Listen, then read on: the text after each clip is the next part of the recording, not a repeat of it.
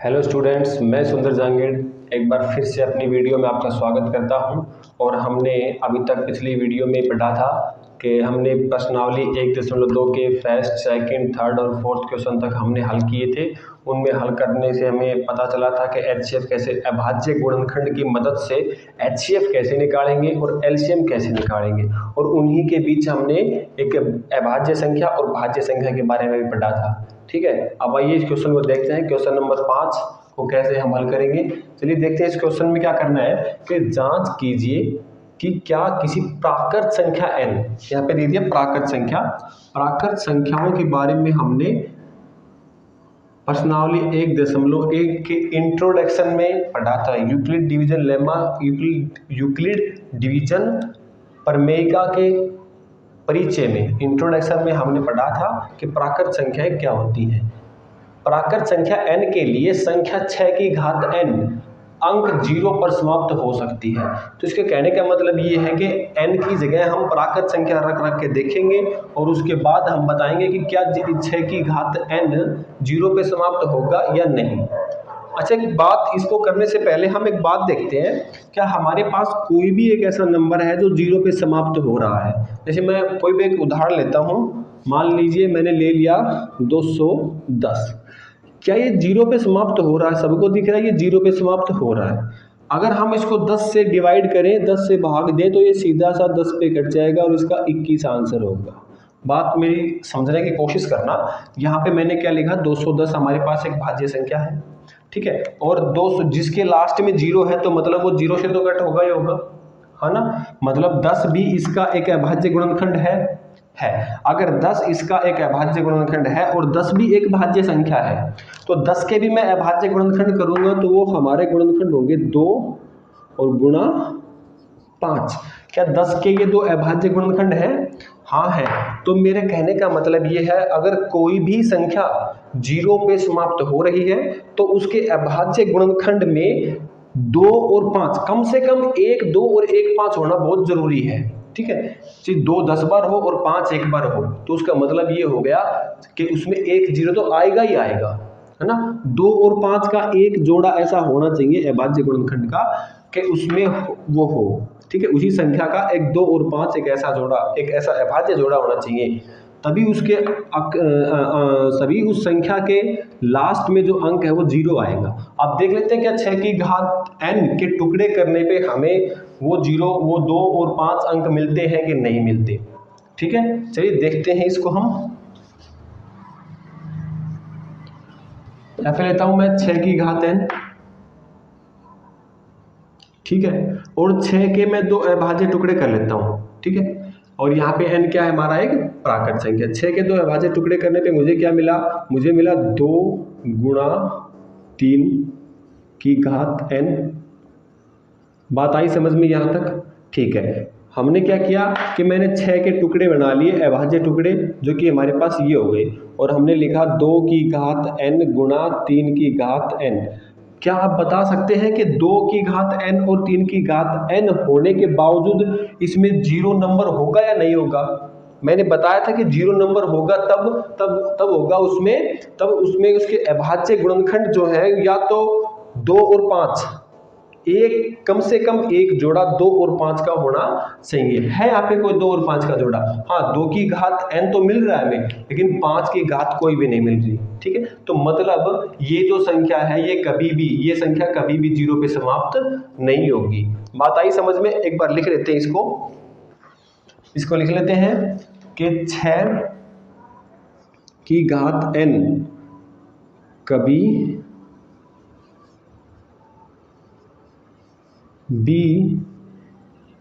भी 0 अंक पे पर समाप्त नहीं होगी, क्योंकि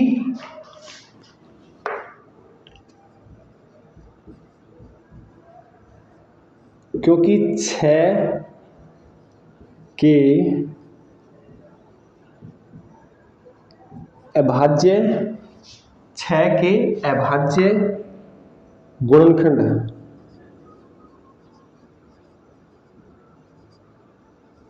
में 2 गुणा 5 नहीं है। ठीक है। अच्छा, इस सवाल को शुरू करने से पहले यहां पे हम लिख लेंगे क्या, किसी भी संख्या के अंत में 0 तभी होगा जब उस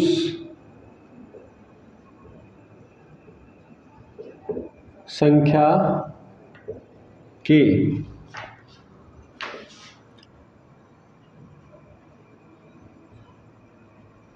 अभाज्य गुणनखंड में 2 गुणा 5 हो। बात आई समझ में? ऐसे हम प्रश्न नंबर 5 को हल कर लेंगे। ठीक है। अब देखते हैं प्रश्न नंबर 6। चलिए प्रश्न नंबर 6 को करते हैं। चलिए अब हम देख लेते हैं प्रश्न नंबर 6, जो कि इस प्रकार से लिखा हुआ है। इसको एक बार पढ़ लेते हैं, उसके बाद देखेंगे इसको कैसे हल करेंगे। इसमें लिखा है कि व्याख्या कीजिए कि दिस नंबर और इस नंबर भाज्य संख्याएं क्यों हैं। मतलब ये तो पता चल गया कि भाज्य संख्याएं हैं और ये भी भाज्य संख्या है, तो ये भाज्य संख्याएं क्यों हैं। हमने बताया था भाज्य संख्याओं के बारे में, थोड़ा जिक्र भी किया था पिछली वीडियो में। बताया था भाज्य संख्याएं वो होती हैं जो एक और खुद को छोड़ के किसी भी तीसरी संख्या से भाग जाए। क्या बताया था? एक और खुद को छोड़ के और किसी भी तीसरी संख्या से भाग जाए। 3 या 3 से अधिक संख्याओं से भाग होने वाली वो संख्याएं क्या होती हैं? भाज्य संख्याएं होती हैं। तो उसका मतलब ये हो गया कि उस संख्या के 3 या 3 से अधिक अभाज्य गुणनखंड बनेंगे। यही तो बात हुई ना। तो अब हम देख लेते हैं इसके 3 या 3 से अभाज्य गुणनखंड हैं तो ये भाज्य संख्याएं होगी, तो उसी से हम बता देंगे कि ये भाज्य संख्याएं हैं। चलिए देखते हैं प्रश्न नंबर 6। हमारे पास ये एक तो ये नंबर लिख दिया, ये संख्या, और दूसरी संख्या ये संख्या। ठीक है, पहले हम इसको देख लेते हैं। 7 गुणा 11 गुणा 13 और जमा 13। ठीक है, हमारे पास ये तो एक पूरी संख्या ही है,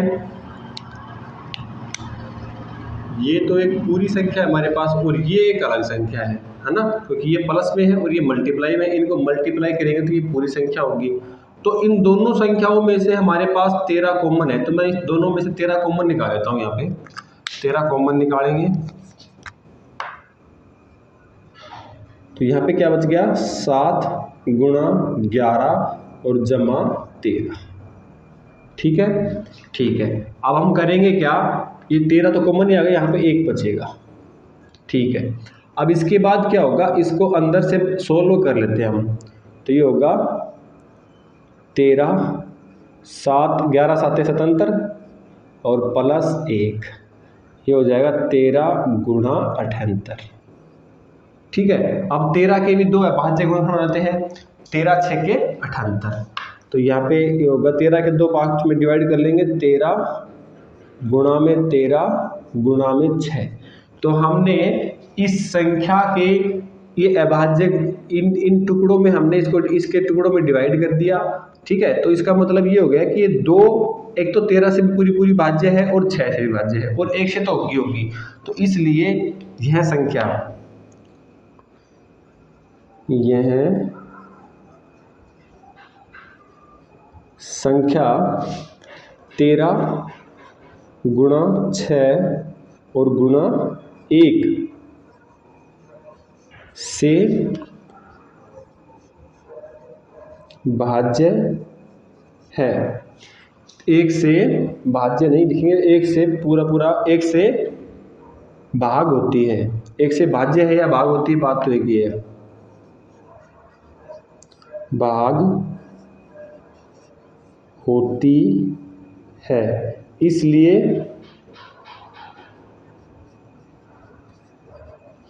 यह संख्या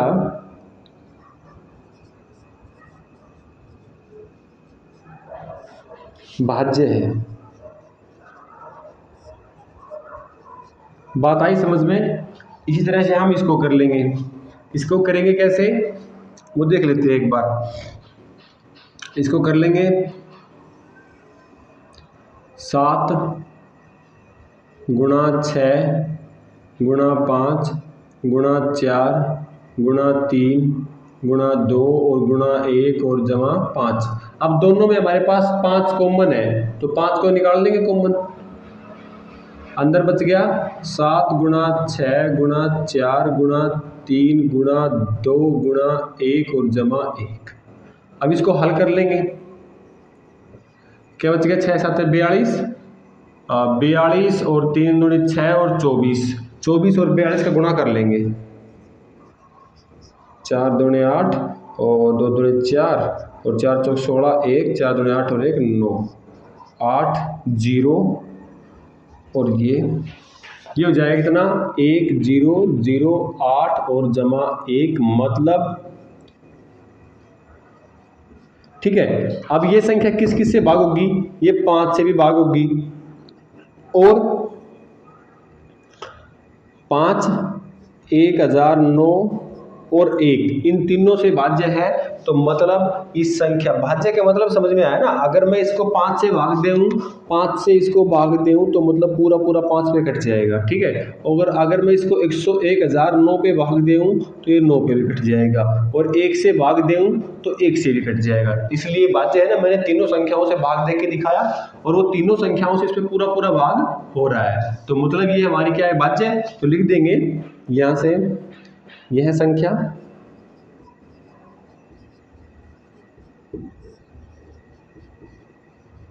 भाज्य है क्योंकि इस संख्या में 5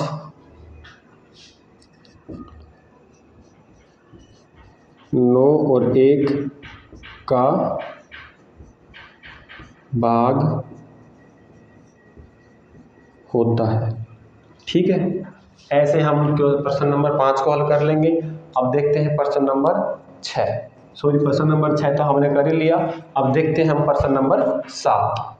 आइए अब हम देख लेते हैं एक बार प्रश्न नंबर 7 जो किस प्रकार से है, उसको एक बार पढ़ते हैं। करने को तो मैं डायरेक्ट भी कर दूंगा, इन 18 और 12 का डायरेक्ट एलसीएम लेके हल कर दो, लेकिन ये हल करते क्यों, इनका एलसीएम लेते क्यों हैं, एक बार हम उसके बारे में अच्छे से डिस्कस करेंगे। चलिए एक बार प्रश्न पढ़ लेते हैं, इसमें लिखा क्या है, और कुछ कुछ मेन बातें हैं जो उन पे हम हेडलाइन अंडरलाइन कर देंगे। किसी खेल के मैदान के चारों ओर एक वर्ताकार पथ है, तो एक वर्ताकार पथ है हमारे पास, ठीक है। इस मैदान का एक चक्कर लगाने में सोनिया, कौन? सोनिया जो है, सोनिया कितने मिनट लगते हैं? 18 मिनट का समय लगता है, ठीक है। जबकि इसी मैदान का एक चक्कर लगाने में रवि को 12 मिनट का समय लगता है। मान लीजिए वे दोनों एक स्थान पर और एक ही समय पर चलना प्रारंभ करके एक ही दिशा में चलते हैं, कितने समय बाद वे पुनः प्रारंभ स्थान पर मिलेंगे। एक बार हम इसको डायग्राम से देखते हैं, उसके बाद इसको हल करेंगे, ठीक है। तो सबसे पहले मान लीजिए हमारे पास ये कोई एक वर्ताकार पथ है, थोड़ा बड़ा बना लेते हैं,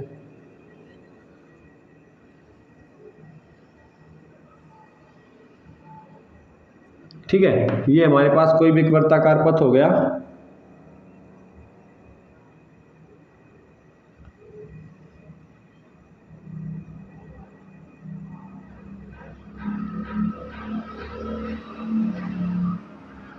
ठीक है। इस वर्ताकार पथ पे हमारे पास कौन कौन है? सोनिया और रवि। दोनों ने मान लो यहां से इस पॉइंट से चलना शुरू किया, इस पॉइंट से दोनों ने इस पॉइंट से चक्कर लगाना शुरू किया, और जो ये कौन है? ये हमारा मान लो रवि है, और ये सोनिया है, ठीक है। सोनिया जो कि 18 मिनट का समय ले रही है, और रवि जो कि 12 मिनट का समय ले रही है। ठीक है, अब देखोगे कि ये तो कंफर्म है कि रवि जो है वो सोनिया से तेज है। ठीक है, जब तक रवि एक चक्कर लगा के यहाँ पहुंचेगा तो सोनिया यहीं कहीं होगी। ये तो नहीं कि दोनों साथ पहुंचेंगे, नहीं, पहले चक्कर में तो रवि आगे रहेगा और हर बार रवि आगे रहेगा। ठीक है, तो यहाँ से देखो कि जब रवि एक चक्कर लगा के यहाँ पहुंचेगा और सोनिया उस पर मान लो यहाँ पहुंचेगी, ठीक है, तो हर बार उनकी डिस्टेंस ऐसे कुछ ना कुछ होती रहेगी और ऐसे सवाल में लिखा हुआ है ये सब। अब यहाँ से करना क्या है कि वो दोनों फिर से इसी पॉइंट पे कब आके मिलेंगी, है ना।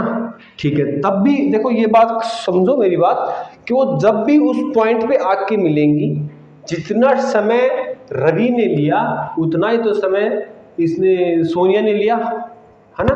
समझो मेरी बात, चलो देखते हैं। मान लो रवि ने पहला चक्कर खत्म किया और पहले चक्कर में 18 मिनट लगी, ठीक है। रवि ने अगर 2 चक्कर खत्म किए होते, मान लो पहला चक्कर उन्होंने 18 मिनट में खत्म किया, दूसरा चक्कर 36 मिनट में खत्म किया और तीसरा चक्कर ऐसे ही वो हर एक चक्कर पे 18 मिनट पास करते हुए खत्म करेगा। रवि ने एक चक्कर 18 मिनट में, 2 चक्कर 36 मिनट में और 3 चक्कर उन्होंने 54 मिनट में खत्म किए। ऐसा करते हैं हम लोग, ठीक है। उसके बाद ये रवि का, अच्छा ये तो सोनिया का है हमारे पास, सोनिया ने ऐसे ऐसे चक्कर लगाए, ठीक है।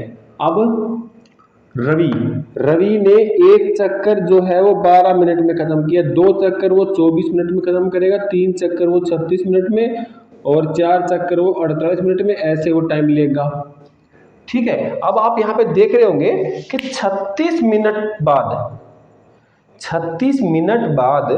मीन्स यहाँ पे ये दोनों 36 मिनट बाद वो दोनों इसी पॉइंट पे होंगे, है ना, इसी पॉइंट पे होंगे। जबकि उस पॉइंट पे सोनिया तो 2 चक्कर कंप्लीट करके खड़ी होगी और रवि 3 चक्कर कंप्लीट करके खड़ा होगा।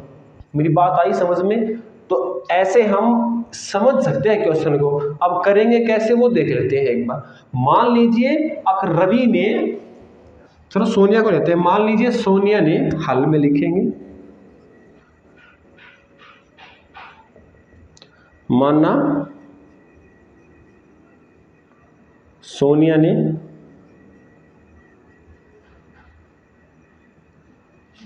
ने ए चक्कर लगाए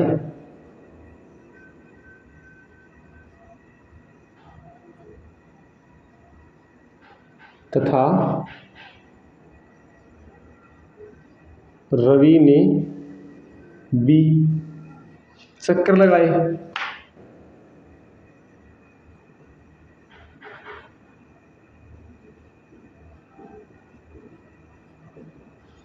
ठीक है। मान लिया हमने कि सोनिया ने ए चक्कर लगाए और रवि ने बी चक्कर लगाए। तो ए चक्कर का मतलब ये हो गया कि वो ए चक्कर मतलब 2 भी लगाए, 3 भी लगाए, जितने भी लगाए उसने ए चक्कर लगाए और एक चक्कर में वो 18 मिनट का समय लेती है। तो सोनिया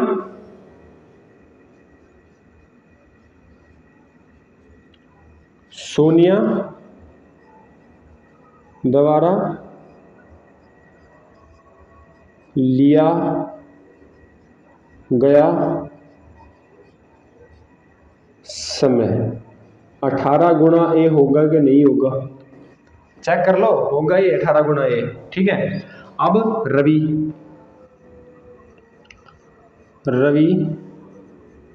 द्वारा लिया गया समय कितना होगा, 12 गुणा बी, ठीक है। हमने ये मान लिया कि सोनिया ने ए चक्कर लगाए और रवि ने बी चक्कर लगाए और हमें ये पता है कि सोनिया एक चक्कर लगाने में 18 मिनट का समय लेती है और रवि एक चक्कर लगाने में 12 मिनट का समय लेता है। तो दोनों ने चक्कर जितने भी चक्कर लगाए तो इसने 18 मिनट में एक चक्कर, तो ए चक्कर कितने मिनट में लगाएगा, 18 गुणा ए मिनट।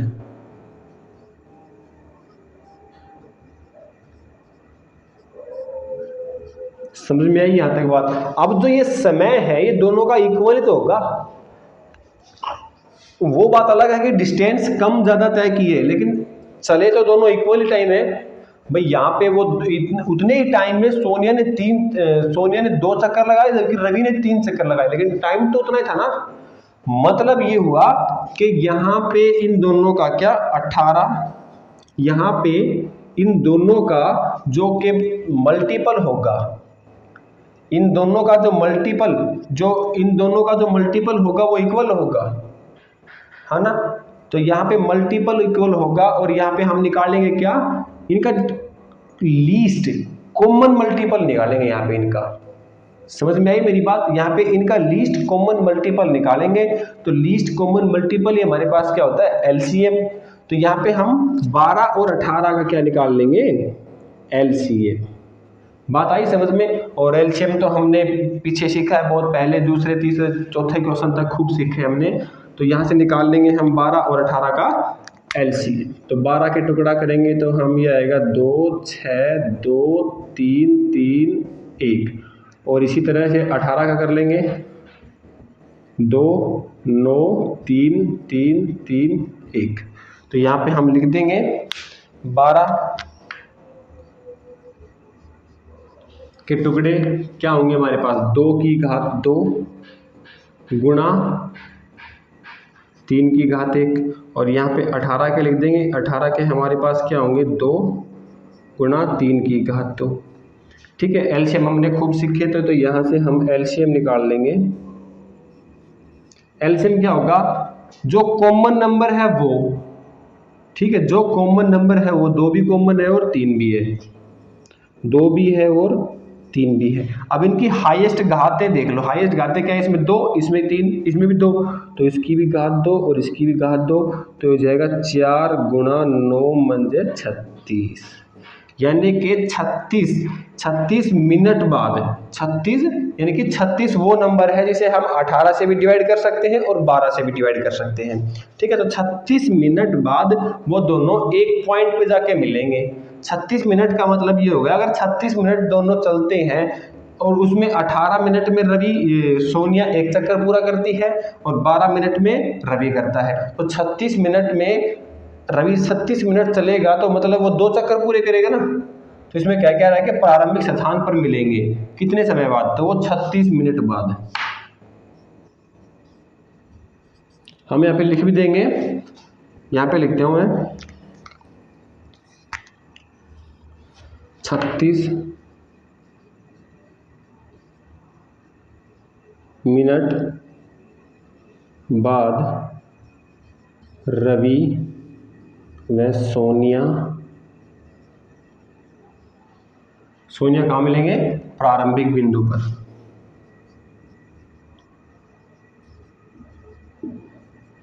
प्रारंभिक स्थान पर। बस इस क्वेश्चन को इतना ही करना है। ठीक है, अब हम अगली वीडियो में प्रश्नावली 1.3 को देखेंगे, उसके क्वेश्चन हल करेंगे। अगर हमारा वीडियो पसंद आए तो इस वीडियो को सब्सक्राइब करें, चैनल को सब्सक्राइब करें और वीडियो को लाइक करें। जो भी आपको समस्या हो, जो भी कोई डाउट हो, तो प्लीज़ अपने इस कमेंट बॉक्स में अपना डाउट लिखें और इस वीडियो के बारे में बताएं। ठीक है, थैंक यू।